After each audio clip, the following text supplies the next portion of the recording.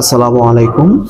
আমার সামনে যে বাইকটি দেখা যাচ্ছে সেটি ফেজার বাইক। মূলত এই বাইকের কিছু কাজ আমি আপনাদের সাথে শেয়ার করব। আমার সাথেই থাকেন, দেখতে পারবেন আমি আপনাদেরকে কোন বিষয়টা আপনাদের সাথে শেয়ার করতেছি। বাইকের সামনের শকের জাম্পার অয়েল সিল রিপ্লেস করতে হবে, কেটে গিয়েছে। বাট অয়েল সিল রিপ্লেস কেন করতে হবে? কারণ অয়েল সিল যদি কেটে যায় বাইকের শকের জাম্পার থেকে অয়েল বের হয়ে বিভিন্ন পজিশনে চলে আসে। কারণ আপনাকে যদি বাইকের অয়েল সিল রিপ্লেস না করেন, সেক্ষেত্রে যেটা হবে, আপনার বাইক ব্রেকিং স্মুথনেস পাবেন না। অবশ্যই আপনাকে ব্রেকিং এর স্মুথনেস যদি ঠিক রাখতে চান, অবশ্যই ডাইন পাশের শকের জাম্পার অয়েল সিল কেটে গেলে খুব দ্রুত সময় আপনাকে রিপ্লেস করে নিতে হবে।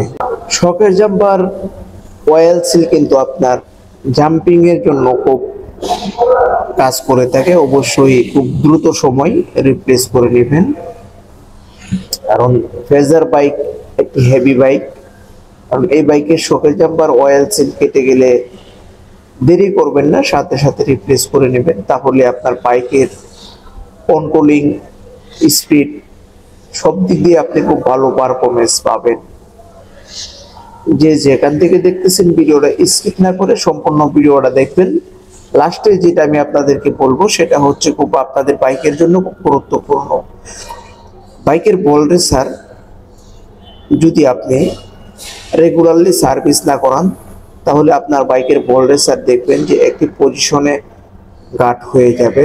অবশ্যই আপনাকে বাইকের নিয়মিত সার্ভিস নেবেন, তাহলে বাইক স্মুথনেস ভালো পাবেন, রাইডিং করেও খুব ভালো একটি স্মুথনেস ফিল করতে পারবেন।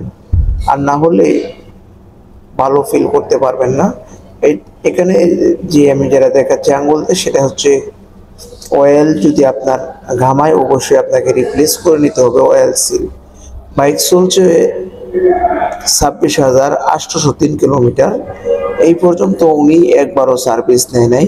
বাট বাইকের যে সার্ভিস নিতে হবে সেটা উনি নিয়মিত নেয় নাই, যার কারণে আপনার বল রেসার খুব দ্রুত সময় বসে গিয়েছে। একবারও উনি সার্ভিস নেয় নাই, মাস্টার সার্ভিসও নেয় নাই আমাদের কাছ থেকে।